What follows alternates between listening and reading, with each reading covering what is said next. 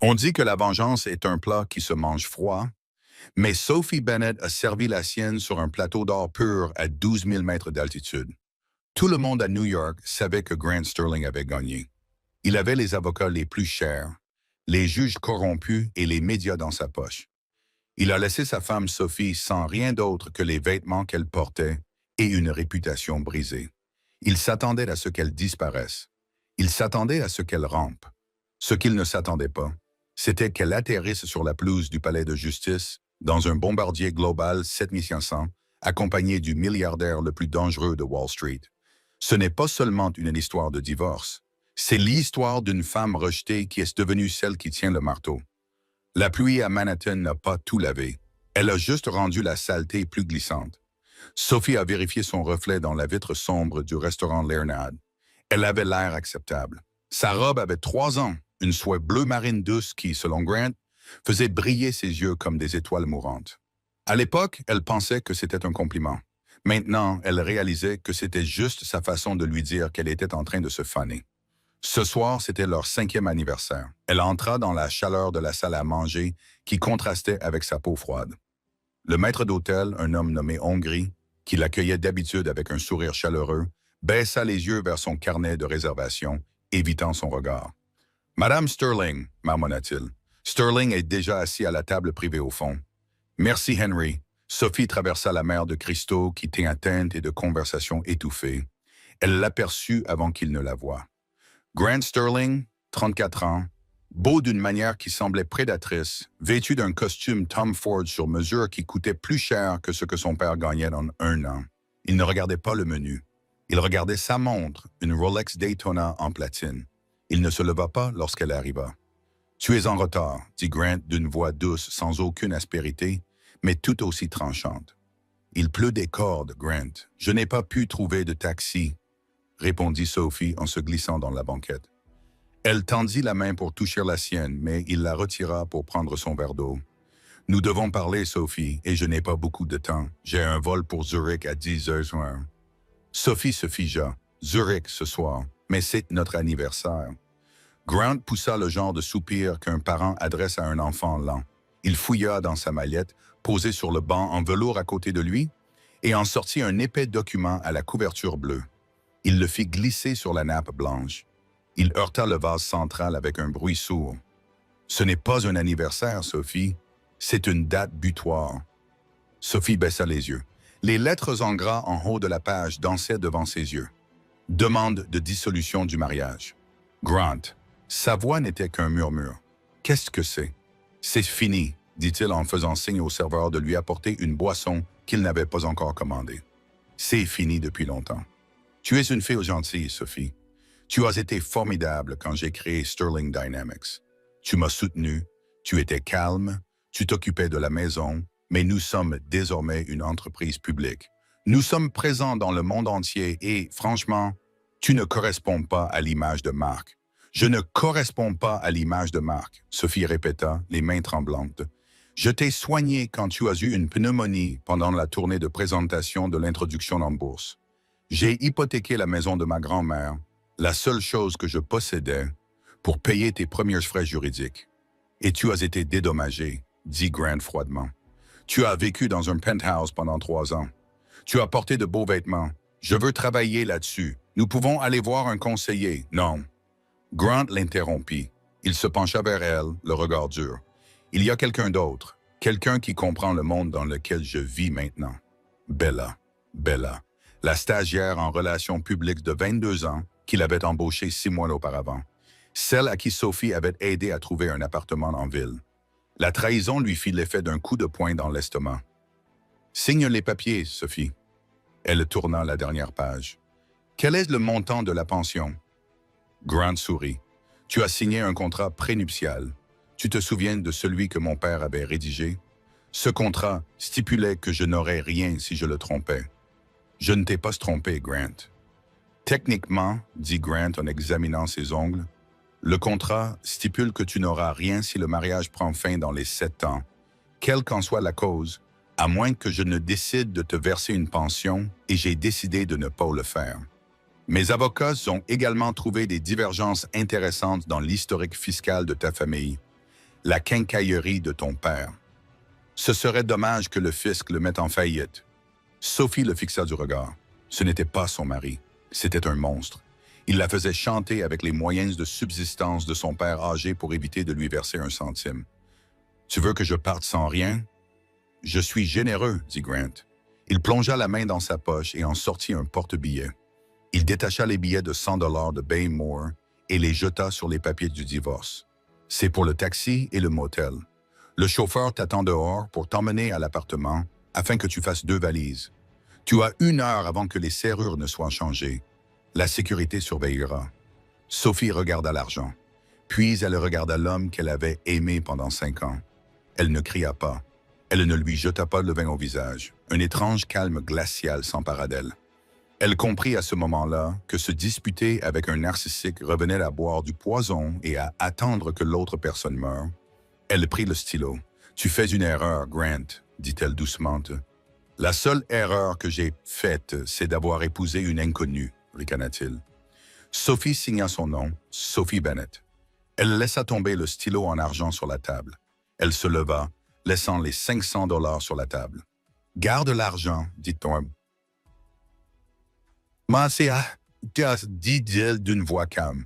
Tu auras besoin de chaque centime quand j'en aurai fini avec toi. » Grant éclata de rire. C'était un rire bruyant qui fit se retourner les têtes. « Finis avec moi, Sophie. Tu es une étudiante qui a abandonné ses études sans CV.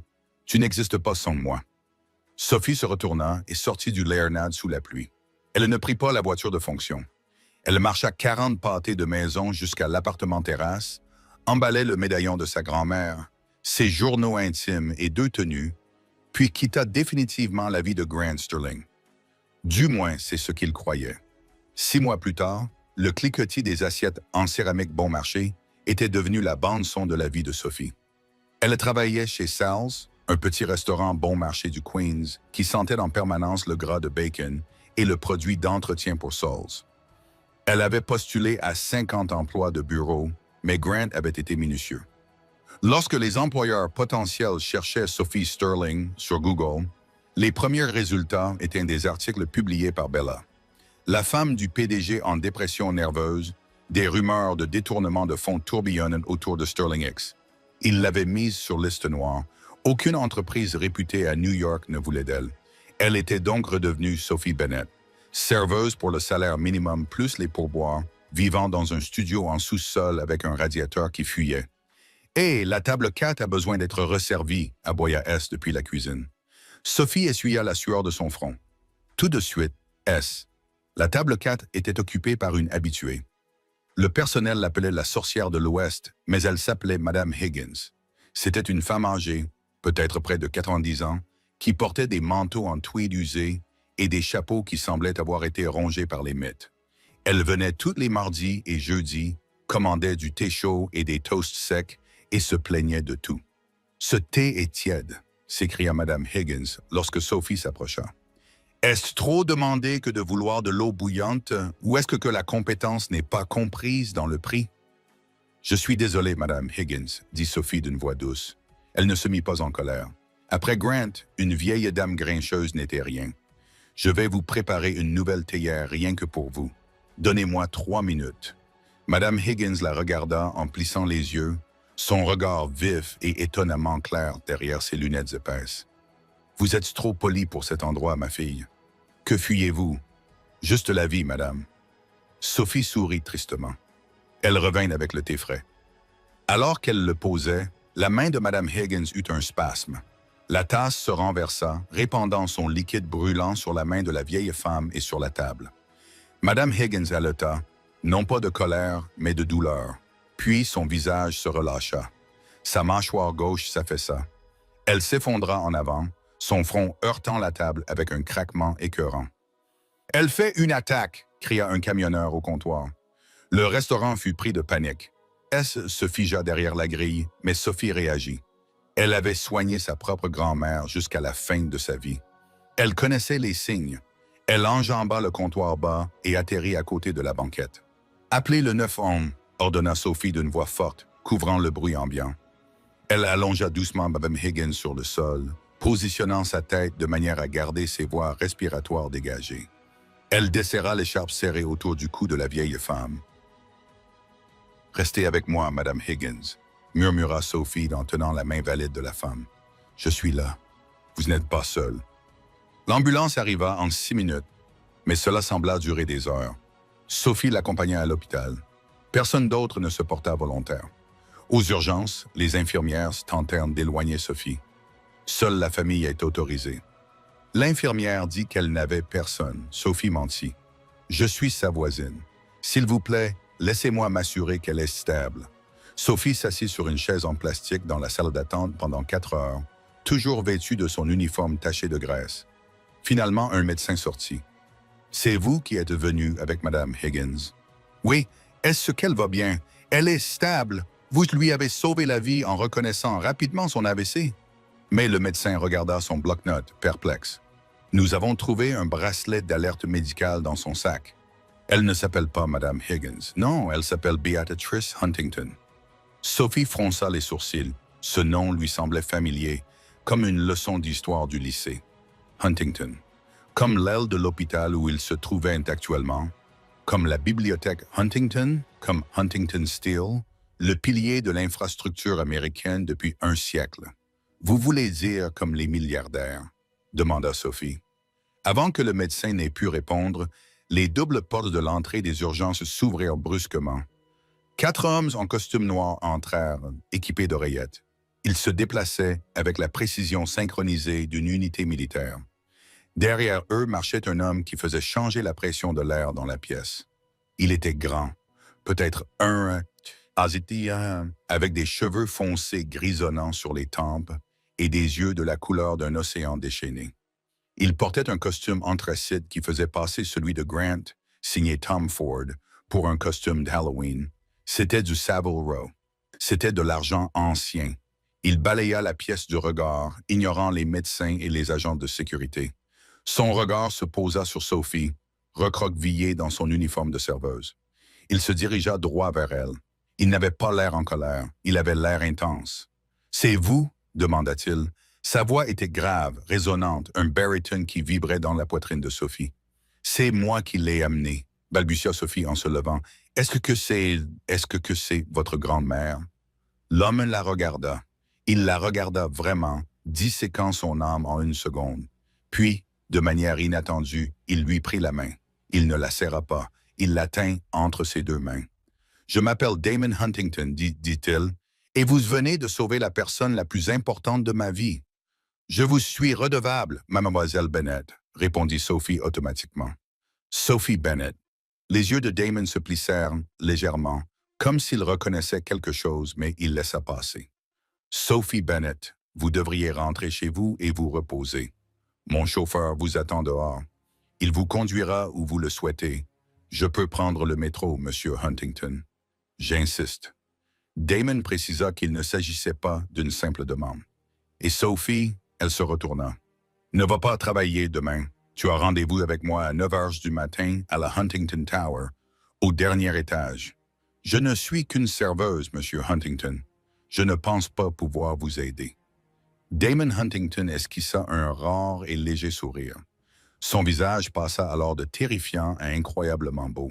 « Vous n'avez aucune idée de ce dont vous êtes capable, Sophie, et j'ai le sentiment que vous et moi avons un ennemi commun. » Sophie ne le savait pas encore, mais Grant Sterling venait de faire une offre pour un contrat de construction avec Huntington Industries. Grant essayait de jouer dans la cour des grands, mais il ne se doutait pas que la serveuse qu'il avait rejetée était sur le point de devenir l'arbitre. L'ascenseur menant au sommet de la Huntington Tower ne se contentait pas de bouger. Il montait en douceur et en silence, comme une chambre de pression. Sophie serra son sac à main, un sac usé qu'elle avait acheté chez Target, et essaya de lisser les plis de sa jupe. Elle portait sa meilleure tenue d'entretien, un tailleur pantalon gris qui était désormais 2 tailles trop grand. Le stress était un régime amaigrissant remarquablement efficace. Lorsque les portes s'ouvrirent, elle ne fut pas accueillie par une réceptionniste. Elle entra directement dans un bureau caverneux qui occupait tout l'étage. Les murs étaient entièrement vitrés, offrant une vue panoramique sur la ville qu'il avait mâchée et recrachée. Damon Huntington se tenait près de la fenêtre, lui tournant le dos, regardant les fourmis de Manhattan. Béatrix est réveillée, dit-il sans se retourner. Elle demande la fille aux mains douces. C'est toi.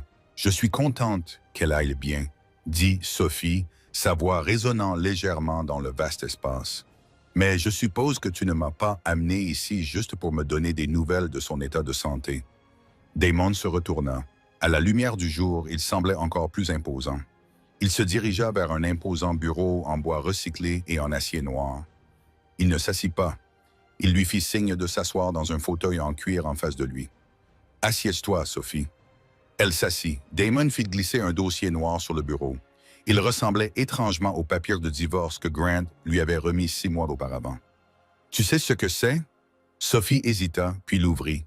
Elle écarquilla les yeux. Il s'agissait d'un rapport d'expertise comptable sur Sterling Dynamics.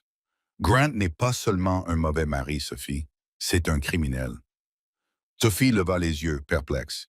Il pouvait être cruel, mais Grant était obsédé par la légalité. Il était terrifié par la CCC. Grant a peur de se faire prendre, corrigea Damon. Il y a une différence, regardez la page 12. Sophie tourna les pages. Des tableaux, des chiffres, de l'encre rouge. Elle s'arrêta sur une section surlignée. Elle détaillait une série de sociétés écrans au Caïman, qui transféraient tout de l'argent vers un compte intitulé « Frais de consultation ». « Il détourne des fonds », murmura Sophie. « Il vole ses propres actionnaires. »« Pire, » dit Damon, la voix grave, « regarde le signataire des sociétés écrans. » Sophie plissa les yeux pour regarder la photocopie de la signature. Son souffle se coupa. La pièce semblait tourner. C'était sa signature. Sophie Bennett Sterling. « Je n'ai jamais signé ça, allaita-t-elle en laissant tomber le dossier comme s'il était brûlant. Je ne savais pas que ces sociétés existaient. »« Je te crois, » dit Damon calmement. « Mais le fisc ne te croira pas, et le FBI non plus. » Damon contourna le bureau et s'appuya contre le bord, croisant les bras. Grant est intelligent. Il savait que son expansion agressive finirait par déclencher un contrôle fiscal. Il avait besoin d'un bouc émissaire, d'un paravent. Il a préparé tout ça il y a 3 ans, Sophie. Il t'a épousé en partie pour faire de toi sa police d'assurance. Quand le château de cartes s'écroulera, il prévoit de témoigner que sa femme naïve détournait des fonds pour financer son addiction aux jeux ou un amant secret. Il a les preuves écrites pour le prouver. Sophie se sentit mal. La nausée était insupportable. L'allocation qu'il refusait de lui verser, l'absence de pension alimentaire, tout cela faisait partie du scénario. Elle a pris l'argent et s'est enfuie. C'est ce qu'il dira au monde entier. « Il va m'envoyer en prison », murmura-t-elle. Des larmes lui piquèrent les yeux, non pas de tristesse, mais de pure terreur. « C'est son intention », dit Damon. Grant tente actuellement de remporter le contrat Aurora, un projet d'infrastructure gouvernementale d'une valeur de 4 milliards de dollars. Ma société, Huntington Industries, est le principal arbitre. S'il remporte ce contrat, il deviendra intouchable. Il aura le pouvoir politique nécessaire pour vous enterrer avant même que l'enquête ne commence. Sophie regarda Damon. « Pourquoi me dites-vous cela? Pourquoi ne pas simplement le dénoncer? Parce qu'il a trop bien effacé ses traces. Les copies des signatures ne suffisent pas. Nous avons besoin des originaux. Nous avons besoin des clés numériques. » Et franchement, Damon marqua une pause, les yeux brillants d'une lueur froide et prédatrice. « Je ne veux pas seulement l'arrêter. Je veux le détruire. » Les hommes comme Grant Sterling pensent que le monde est un buffet pour assouvir leurs appétits. Ils font du mal à des gens comme vous. Ils font du mal à des gens comme ma grand-mère, votre grand-mère. L'entreprise de Grant a fourni l'acier pour une aile d'hôpital il y a 3 ans, des matériaux de qualité inférieure. Elle ne s'est pas effondrée, mais elle avait des problèmes de moisissure. Mon grand-père est mort dans cette aile d'une infection respiratoire contractée à l'hôpital. Damon serra les mâchoires. Je ne peux pas prouver que Grant était au courant de la mauvaise qualité de l'acier, mais je sais qu'il a réduit les coûts. Damon se leva et tendit la main. J'ai les ressources, Sophie. J'ai les avocats, l'équipe médico-légale et le pouvoir. Mais je n'ai pas les informations internes. Tu as vécu avec lui pendant 5 ans. Tu connais ses mots de passos. Tu sais où il cache son coffre-fort. Tu sais reconnaître quand il ment. Je n'étais qu'une femme au foyer, dit Sophie d'une voix tremblante. Je servais le thé. J'arrangeais les fleurs. Non, dit Damon fermement. Tu étais celle qui observait alors qu'il te croyait invisible. Tu étais celle qui écoutait alors qu'il te croyait sourde. Tu es la seule personne au monde que Grant Sterling sous-estime. Il sortit un chèque de sa poche. Il était vierge. Je vous offre un emploi. Titre: consultante spéciale. Salaire: ce que vous inscrirez sur cette ligne. Votre mission: m'aider à démanteler Sterling Dynamics, pièce par pièce, et à blanchir votre nom au passage. Sophie regarda le chèque vierge, puis elle regarda le dossier avec sa signature falsifiée. Elle pensa à Madame Higgins Beatrice, allongée sur le sol du restaurant. Elle pensa à Grant, lui jetant 500 $ comme si elle était une prostituée. Elle se leva. Elle ne prit pas le chèque. « Je ne veux pas de cet argent », dit Sophie, sa voix trouvant une force qu'elle ne se connaissait pas. « Je veux un avocat, le meilleur que vous ayez, et je veux la moitié. » Damon haussa un sourcil. « La moitié de quoi? »« La moitié de ce que nous lui prendrons, » dit Sophie. « Quand nous gagnerons, je veux ma part de Sterling Dynamics. Je ne veux pas seulement survivre, Damon. Je veux posséder la marque qui a dit que je n'étais pas à ma place. » Damon Huntington sourit. C'était un sourire terrifiant et magnifique. Marché conclu. Les 3 mois suivants ne furent pas une succession de virées shopping et de journées au spa. Ce fut un entraînement militaire exténuant et infernal, destiné à déconstruire Sophie Bennett et à la reconstruire en tant que Valkyrie d'entreprise. Damon l'installa dans un refuge sécurisé, une maison en grès brun de l'Upper East Side qui leur servait de quartier général. Ses journées commençaient à 5 heures du matin et se terminaient à 20 ans. Elle travaillait avec Arthur Pendleton, un procureur fédéral à la retraite de 70 ans qui fumait des cigares malgré son emphysème. Il la questionnait sur le droit des sociétés. Objection. Arthur criait en frappant sa canne sur la table. Vos divagations, Sophie Grant. Les avocats vous mangeront tout cru si vous répondez à une question par oui ou par non avec un paragraphe. Une fois de plus, Sophie apprit à parler par points. Elle apprit le code des impôts mieux qu'elle ne connaissait les recettes de biscuits de sa propre grand-mère. Elle a appris à lire les bilans, à repérer les sociétés écrans et à comprendre les subtilités des fiducies offshore. De 900 à 12, elle a travaillé avec un coach vocal. Il fallait qu'elle se débarrasse de cette douce intonation apologétique dans sa voix. Elle a appris à baisser le ton, à parler plus lentement et à utiliser le silence comme une arme. Ne comble pas le silence, Sophie. Le coach lui a donné cette consigne. Quand tu poses une question, tu attends. Même si cela prend 1 minute, laisse-les transpirer. Mais le plus difficile était la guerre psychologique. Damon prenait le relais le soir. Il s'asseyait dans la bibliothèque de la maison en grès brun et passait des heures à visionner des vidéos de Grant prononçant des discours ou des interviews. « Regarde sa main gauche », disait Damon en pointant l'écran. « Tu vois qu'il tapote le podium avec son annulaire? »« Il est nerveux », demandait Sophie. « Non, il ment », répondait Damon. « Il fait ça chaque fois qu'il gonfle un chiffre. Il l'a fait quand il a annoncé que les bénéfices du 3e trimestre avaient augmenté de 20 %. Il l'a fait quand il a déclaré à la presse qu'il était heureux en mariage 3 semaines avant de te signifier les papiers du divorce. » Sophie regardait l'écran. C'était bien là. Tap, tap, tap.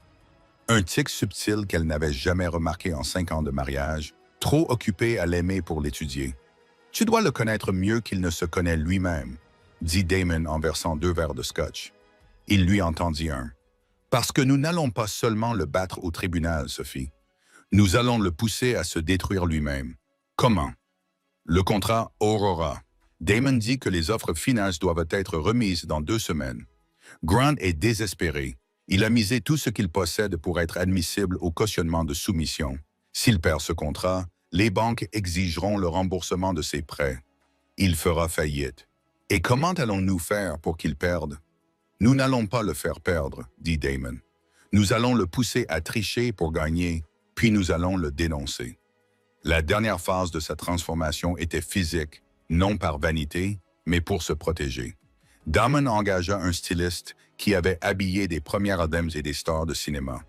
Ils coupèrent les cheveux de Sophie, finit les longues boucles souples derrière lesquelles elle se cachait. Ils ont opté pour une coupe au carré asymétrique qui encadrait son menton. La couleur a été foncée pour obtenir un riche brun espresso. Les vêtements n'étaient plus des bleus marindou. C'étaient des tailleurs blanches structurés, des talons aiguilles rouge sang, des trenches qui semblaient pouvoir dévier les balles.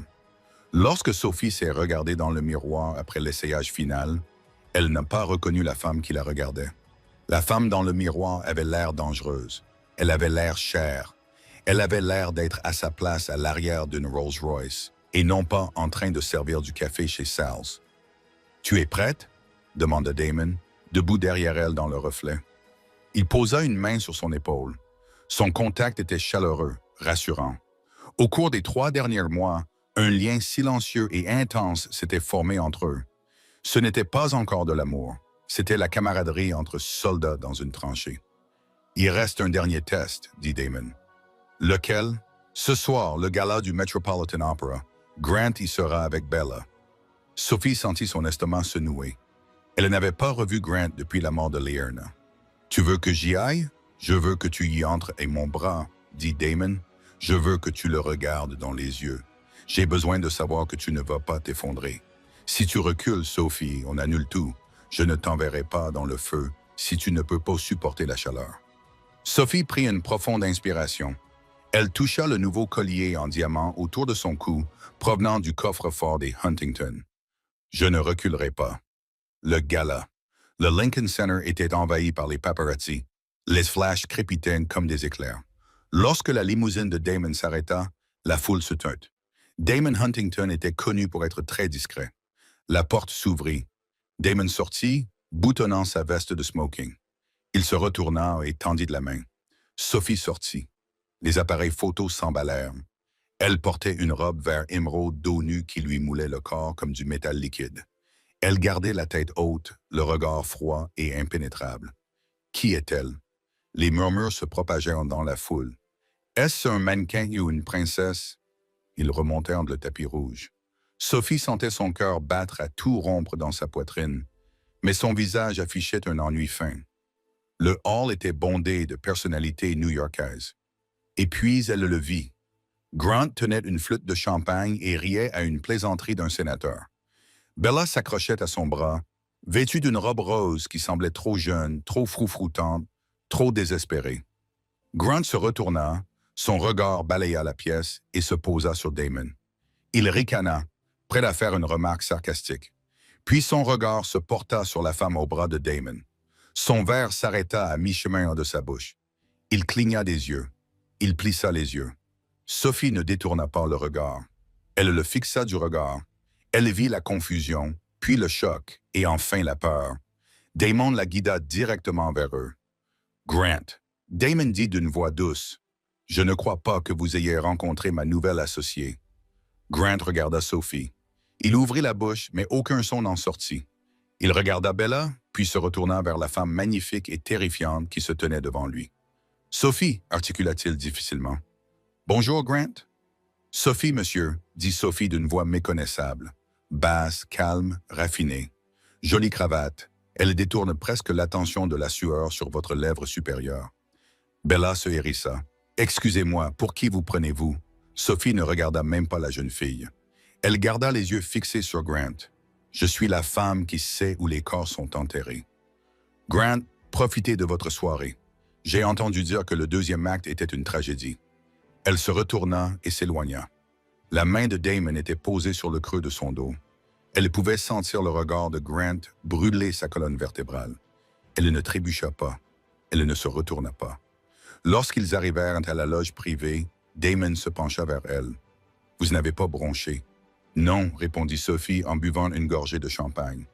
Ses mains étaient parfaitement fermes. « Je n'ai pas bronché. Quand déposons-nous la plainte? »« Demain matin, » répondit Damon. « Mais pas à New York. Nous allons déposer plainte devant la Cour fédérale et nous veillerons à ce qu'ils reçoivent la convocation de la manière la plus publique possible. » La guerre avait commencé. La destruction de Grant Sterling commença un mardi matin, sous les lumières vives et impitoyables de la télévision nationale. Grant se tenait à un podium dans Central Park, donnant le premier coup de pelle pour la construction d'une nouvelle tour écologique Sterling. Il était flanqué du maire et de Bella, qui frissonnait dans une robe beaucoup trop légère pour le froid d'octobre. Grant avait l'air triomphant. Les caméras tournaient, diffusant en direct sur Bloomberg et CNBC. « Cette tour, » annonça Grant en montrant ses dents à la presse, « représente l'avenir. Un avenir de transparence, d'intégrité et de force inébranlable. » Monsieur Sterling, cria une voix depuis le premier rang.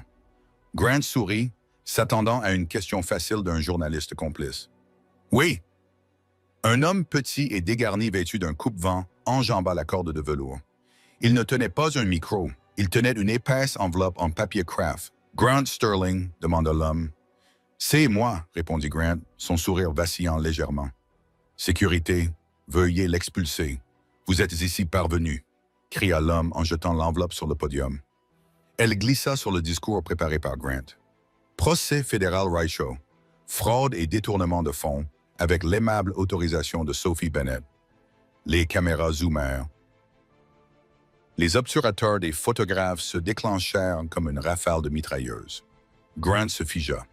Pendant une fraction de seconde, son masque tomba, révélant un rictus de rage pure et animale.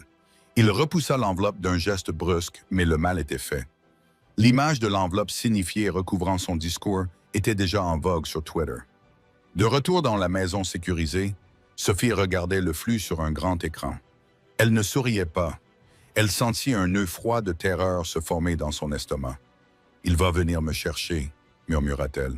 « Laisse-le faire, dit Damon depuis l'embrasure de la porte. Il tenait 2 tasses de café. Quand un ennemi est en colère, il commet des erreurs, Urban. Grant est sur le point de devenir très, très négligent.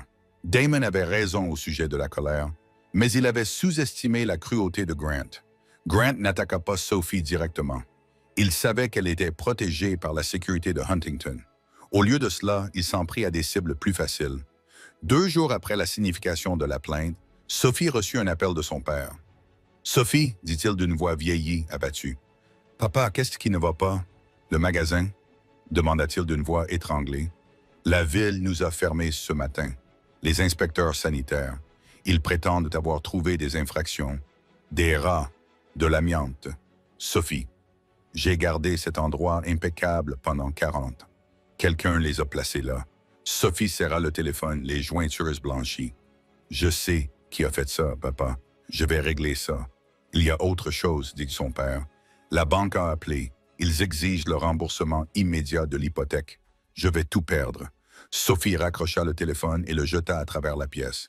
Il se brisa contre le mur. Elle s'effondra sur le sol, enfouissant son visage dans ses mains. « Il a gagné, sanglota-t-elle. Je ne peux pas faire ça. Je ne peux pas le laisser détruire ma famille. » Elle sentit une présence à côté d'elle. Damon ne lui offrit pas de platitude. Il s'assit par terre à côté d'elle, ruinant le pli de son pantalon. « Il n'a pas gagné, dit Damon doucement. Il est désespéré. C'est une diversion, Sophie. Il essaye de détourner ton attention du véritable enjeu. » « Je me fiche de l'enjeu, cria Sophie en se tournant vers lui, les yeux rougis par les larmes. C'est mon père. C'est sa vie. J'ai racheté la créance, dit Damon. Sophie cligna des yeux. Quoi? J'ai racheté l'hypothèque de ton père il y a 1 heure, dit Damon calmement. La banque a vendu la dette à une société holding que je contrôle. Ton père ne doit plus rien. Quant aux inspecteurs, une équipe d'avocats est déjà en train de déposer une injonction. Le magasin sera ouvert dès demain. Sophie le fixa du regard. L'ampleur de sa protection était bouleversante. Pourquoi?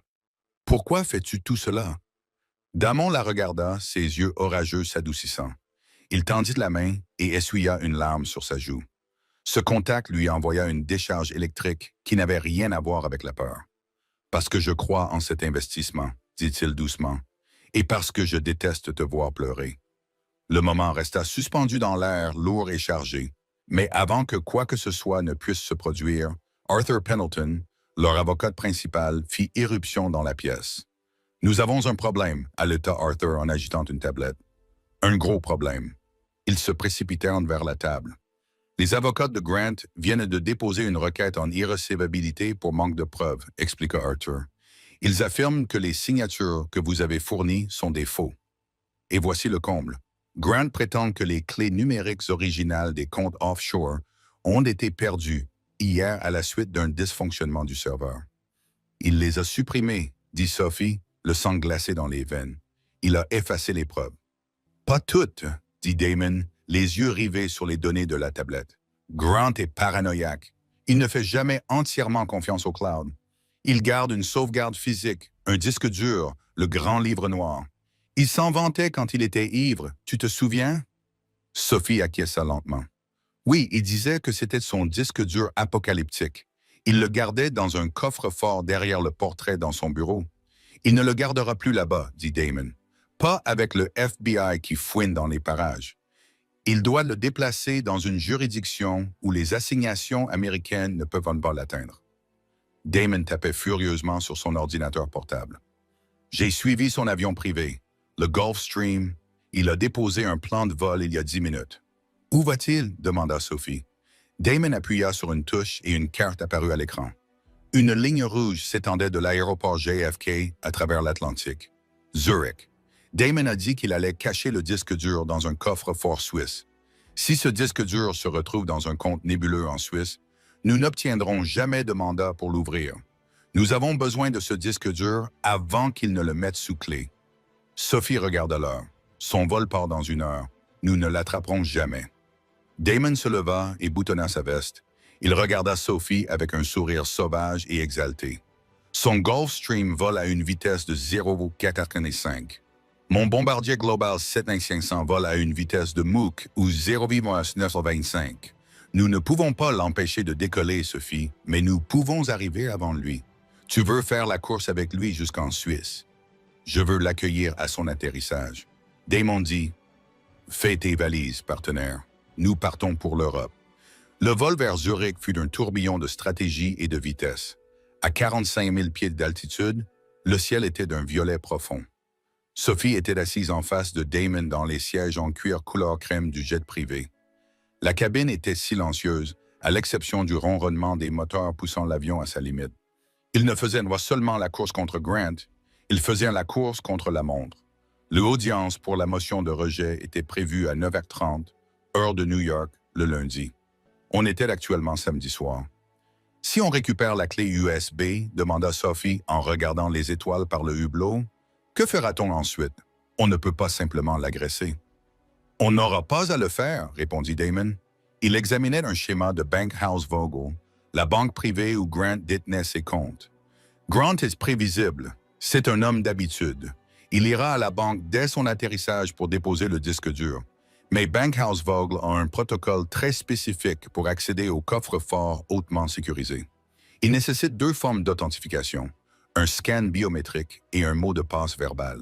« Il a les 2, dit Sophie. « Oui, mais il a aussi une cotitulaire sur le coffre-fort principal, qu'il a ajouté il y a 5 ans et qu'il a probablement oublié de retirer parce qu'il pensait qu'elle était trop stupide pour trouver le chemin de Zurich. » Les yeux de Sophie s'écarquillèrent. « Moi? Toi? » Damon confirma.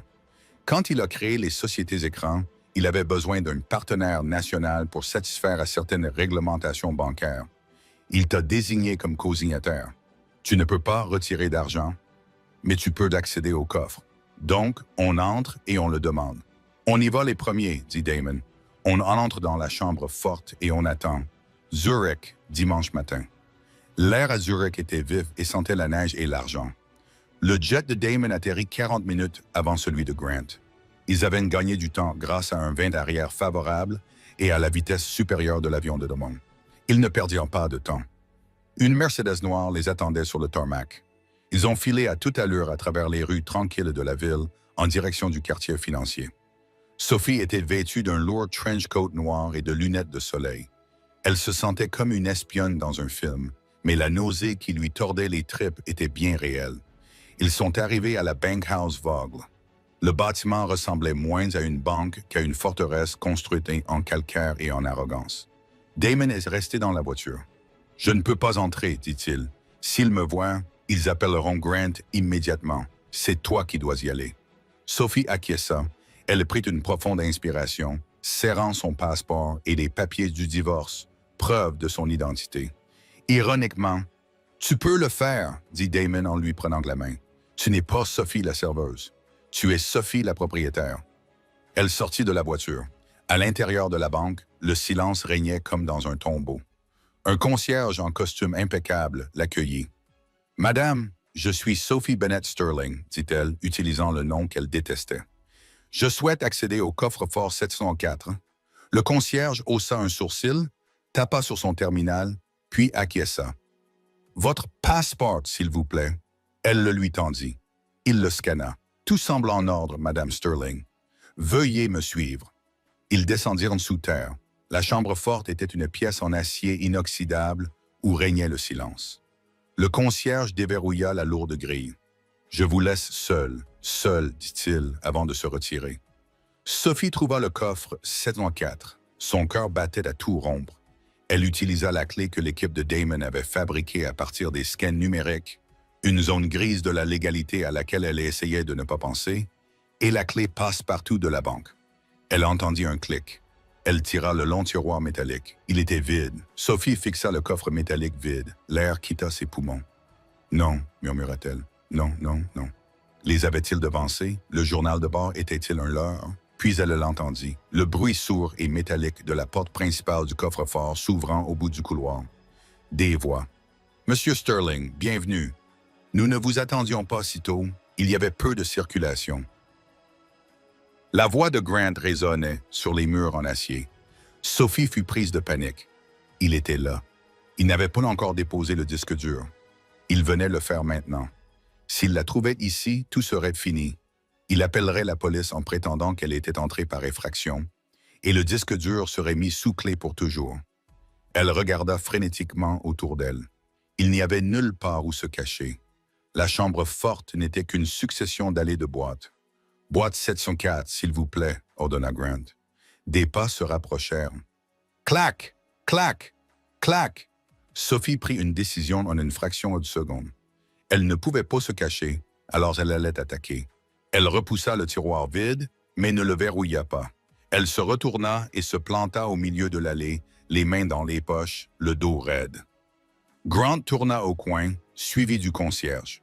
Il portait une maillette en cuir noir, menottée à son poignet. Il s'arrêta net. « Sophie !» souffla-t-il. On aurait dit qu'il avait vu un fantôme. Il cligna des yeux, regardant tour à tour Sophie et l'espace vide où elle aurait dû se trouver. « Bonjour, Grant !» dit Sophie d'une voix calme qui résonna dans la salle des coffres. « Tu es en retard. »« Que fais-tu ici ?» siffla Grant, le visage rouge. Il regarda le concierge. « Pourquoi cette femme est-elle ici ?»« C'est mon ex-femme. Elle est signataire du compte, monsieur, » répondit poliment le concierge. « Fais-la sortir, cria Grant. C'est une voleuse. »« Je vérifie juste nos actifs, Grant, » dit Sophie en s'approchant. « Ou plutôt mes passifs. » Grant eut un rire nerveux et saccadé. « Tu arrives trop tard, Sophie. Tu crois pouvoir m'arrêter? » La clé USB est juste là. Il tapota la mallette. Une fois dans la boîte, elle sera soumise aux lois suisses sur la confidentialité. Ton petit procès sera classé sans suite demain matin. « Ah bon? » demanda Sophie. Elle fit un pas de plus. Elle était assez proche pour sentir son géo de Cologne hors de prix, qui sentait désormais la sueur et la peur. « Tu sais, Grant, pour un génie, tu as oublié un détail. » « Quel détail? » Les journaux d'audit, elle mentait. Chaque fois que cette boîte est ouverte, une notification est envoyée. Pas à vous. Au titulaire principal du compte. Je suis le titulaire principal. Plus depuis le divorce, bluffa Sophie. La banque gèle les mises à jour du statut conjoint. Les notifications sont désormais envoyées à la SEC. Grant se figea. Vous mentez.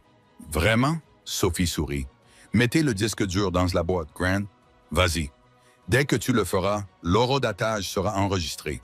Cela prouvera que tu étais en possession des actifs après la décision judiciaire de les geler. C'est un aveu de culpabilité. Tu seras arrêté avant même de quitter l'aéroport. Grant hésita, son regard se posa sur la boîte, puis sur Sophie, puis sur le concierge. Le doute semé par des mois de guerre psychologique menée par Damon fit son chemin. « Vous essayez de me piéger, » grogna-t-il. « J'essaie de vous éviter une peine de prison fédérale. »« Croyez-le ou non, » dit Sophie. « Partez, Grant. Prenez le disque dur et partez. Si vous le mettez là-dedans, vous scellez votre destin. » C'était un pari énorme et imprudent. S'il le mettait dedans, elle perdait. S'il partait avec, elle n'avait toujours pas le disque dur. Grant regarda la boîte. Il regarda la mallette. La paranoïa le rongeait. Si la SEC surveillait la boîte, déposer la clé USB serait suicidaire. « Très bien, » cracha Grant. « Je trouverai un autre moyen. » Il fit demi-tour. « Je ferme ce compte. À compter de maintenant, » dit-il en sortant précipitamment de la chambre forte, la maillette toujours menottée à son poignet. Sophie expira, sentant qu'elle avait retenu son souffle pendant 10 minutes. Ses genoux faillirent se dérober sous elle. Elle l'avait empêché de le cacher, mais il avait toujours la preuve. Elle sortit en courant de la banque. La Mercedes noire l'attendait. Elle sauta à l'intérieur. Il l'a, dit-elle à Damon. Il ne l'a pas déposé. Il s'enfuit avec. Il retourne à son avion. Tant mieux, dit Damon, le regard dur, parce que nous ne pouvons pas l'atteindre dans une banque suisse, mais nous pouvons l'atteindre dans les airs. Que veux-tu dire?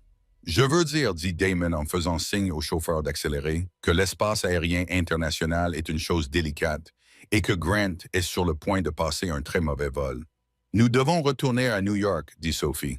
L'audience est dans 12 heures. Si nous ne sommes pas là avec ce disque, le juge classera l'affaire. Nous y serons, dit Damon, et Grant aussi. Le rebondissement à l'aéroport. Ils arrivèrent à l'aérodrome privé. Le Gulfstream de Grant roulait sur la piste. Il part, s'écria Sophie. Laissez-le partir, dit Damon calmement. Il ne se dirigeait pas vers son propre jet. Il observait l'avion de Grant. Damon, on va le perdre. Sophie regarda la queue de son avion. Sophie regarda. Un SUV noir avec des gyrophares bleus s'était garé sur la piste, bloquant le passage du Gulfstream. Des hommes en uniforme avec des polyaies dans le dos en sortaient. « Tu as appelé la police suisse? »« Non, dit Damon. J'ai appelé les douanes. Plus précisément, je leur ai signalé qu'un fugitif américain connu tentait de transporter des œuvres d'art rares volées dans un musée et non déclarées. Des œuvres d'art. C'est un mensonge, bien sûr, sourit Damon. Mais cela leur donne un motif valable pour monter à bord de l'avion et fouiller ses bagages, y compris cette mallette. Ils regardèrent Grant être traîné dans les escaliers de son jet, hurlant. La police ouvrit la mallette. Ils ne trouvèrent pas d'œuvres d'art. Ils trouvèrent un disque dur et des liasses de billets. Ils vont confisquer le disque dur comme preuve potentielle de blanchiment d'argent, expliqua Damon. Il sera étiqueté et enregistré dans le système suisse. Mais cela ne nous aide pas, dit Sophie. Il restera bloqué dans la bureaucratie suisse pendant des mois. Nous en avons besoin à New York demain matin. Damon se tourna vers elle. La police suisse est efficace, mais elle coopère également avec Interpol. Et il se trouve que j'ai un très bon ami à Interpol qui me doit une faveur. Damon sortit son téléphone. Il est temps d'appeler la cavalerie. Nous ne prenons pas le disque dur, Sophie. Nous prenons la garde de la preuve. Il fit une pause, regardant le ciel. Une tempête s'abattait sur les Alpes. Une forte neige commença à tomber. « Il y a juste un problème, dit Damon, le visage grave. « Quoi? L'aéroport est fermé. La tempête. Tous les vols commerciaux sont cloués au sol. Mais nous avons un jet, dit Sophie. Mon pilote dit que c'est trop dangereux. Il ne volera pas. » Sophie regarda Grant, qui était menotté sur le tarmac. Ils avaient gagné la bataille, mais la guerre était sur le point d'être perdue. S'ils ne présentaient pas physiquement la chaîne de conservation pour ce trajet à New York avant 9 heures du matin, les avocats de Grant gagneraient par défaut. « Je peux piloter, » dit une voix. Ils se retournèrent. C'était la copilote, une jeune femme nommée Jenkins. « Le capitaine Miller ne volera pas dans ces conditions, » dit Jenkins. « Mais j'ai piloté des hélicoptères médicaux en Alaska. Je peux vous sortir de là, mais ça va être difficile et nous devons partir maintenant. » Damon regarda Sophie. « C'est toi qui décides. C'est ta vie. » Sophie regarda la neige tourbillonner autour d'eux. Et elle pensa à son père. Elle pensa à la femme qu'elle était autrefois, effrayée, passive, attendant la permission. « Allumez les moteurs, » dit Sophie. « Nous allons au tribunal. » Le vol de retour fut un cauchemar de turbulence et d'adrénaline. Pendant 7 heures, le bombardier fut secoué violemment, plongeant et piquant à travers la tempête qui recouvrait l'Atlantique. Sophie était assise, attachée à son siège, serrant contre elle le sac scellé contenant les disques durs et les documents relatifs à la chaîne de conservation que la police suisse avait remis aux agents d'Interpol à bord. Ils atterrirent à l'aéroport de Teterboro à 8h15. Le ciel était gris et pleuvait d'averses. « Nous avons 45 minutes, » dit Damon en regardant sa montre pendant que l'avion roulait sur la piste. « La circulation vers Manhattan est complètement bloquée. »« Alors nous ne prendrons pas la voiture, » répondit Sophie en regardant par le hublot l'hélicoptère qui les attendait. Ils montèrent à bord de l'hélicoptère, survolèrent les files de voitures embouteillées et atterrirent sur le toit d'un immeuble adjacent au tribunal fédéral à 8h50. Dans la salle d'audience B, l'atmosphère était suffocante. Grant Sterling était assis à la table de la défense, l'air suffisant. Son avocat principal se leva. « Votre honneur, marmonna l'avocat, il est maintenant 9 ans. Le plaignant n'a pas produit la moindre preuve matérielle reliant mon client à ses prétendus comptes offshore. Nous demandons le rejet immédiat de l'affaire avec préjudice. Le juge regarda la table vide du plaignant où Arthur Pendleton était assis seul, l'air pâle. « Monsieur Pendleton, demanda le juge, avez-vous quelque chose à dire? »« Mon client est en route, votre honneur, balbutia Arthur. »« J'ai assez attendu, dit le juge en levant son marteau. Affaire classée. Bang! » Les lourdes portes en chaîne de la salle d'audience s'ouvrirent. Sophie Bennett se tenait là, flanquée de Damon Huntington. Elle portait le même trench coat que Azuric, humide de pluie, les cheveux ébouriffés par le vent. Elle avait l'air féroce. Elle avait l'air victorieuse. « Nous faisons objection, votre honneur », annonça Sophie d'une voix claire et sonore. Elle avança dans l'allée centrale, le bruit de ses talons résonnant comme des coupes de feu. Grant pâlit. « Ceci, dit Sophie en jetant le sac scellé contenant les preuves sur la table du plaignant, et la chaîne de conservation officielle d'un disque dur saisi en possession de M. Sterling à Zurich il y a 6 heures. Il contient les clés de cryptage des comptes en question. » Grant se leva, renversant sa chaise. « C'est irrecevable. » Il a été obtenu illégalement. Il a été saisi par les douanes suisses, dit Damon en s'avançant, et transféré à la garde du FBI qui attendait dehors. Les portes s'ouvrirent à nouveau. Les agents fédéraux envahirent la salle. Grant chercha une issue, mais il n'y en avait pas. Il regarda Sophie pour la première fois. Il ne vit pas une victime. Il vit l'architecte de sa chute. « Vous n'êtes rien », lui cracha-t-il, désespéré. « Je suis la marque », murmura Sophie. Les agents le menottèrent sur place, dans la salle d'audience. Alors qu'il l'emmenait, il hurla, mais Sophie ne regarda pas. Elle se tourna vers Damon. « On a réussi !» souffla-t-elle. « Non. » Damon sourit en lui prenant de la main. « C'est toi qui as réussi. Je n'ai fait que fournir le jet. » 6 mois plus tard, Sterling Dynamics n'existait plus. Elle fut rebaptisée Bennett Huntington, une entreprise dédiée à l'infrastructure éthique. Sophie ne se contenta pas de prendre la moitié. Elle prit les rênes. Elle se tenait dans son nouveau bureau, l'ancien bureau de Grant, désormais redécoré dans des tons chauds, contemplant la ville qu'elle avait conquise. Elle n'était pas seulement une survivante du divorce. Elle était une titan de l'industrie.